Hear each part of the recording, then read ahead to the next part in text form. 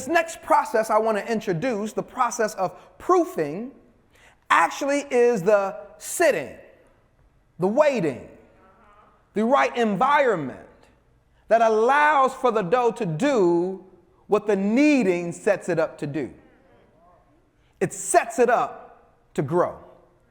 That if it is too hot or if it is too cold, the dough won't rise correctly.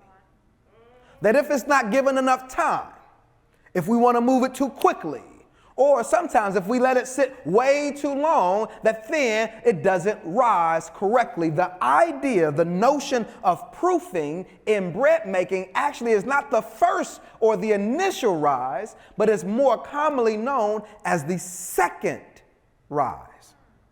That when you make bread in particular, the dough doesn't just rise one time, it actually rises twice. That first it rises once you do all the mixing and adding the ingredients you need it, and then you let it just sit and it rises. But then you actually form it. You put it into its final shape, and still before it is rightly ready, you let it sit again, and it begins to rise. And the way that you know that the rising is done is it typically doubles in size. That what it was before, it is now twice as large, and this communicates to the baker that it is now ready for the next steps in the process. What do you want the Lord to say?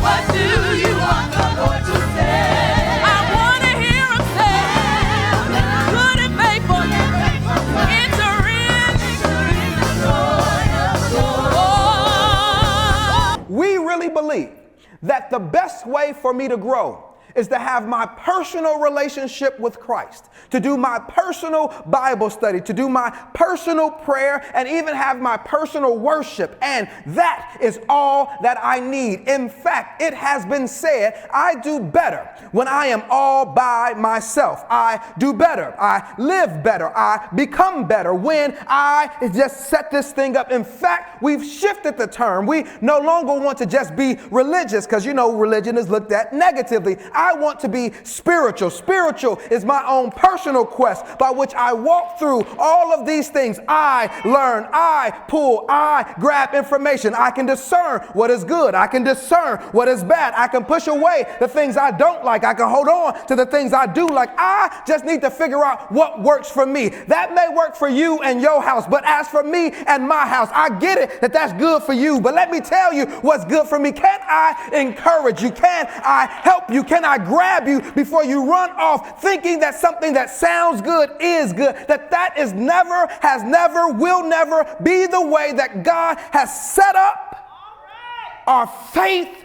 to actually work. I know that sounds antithetical to everything you may believe, but can I stand here? I hope that you trust me enough to challenge your thought that God has never intended for your faith walk to be individual. I want to hear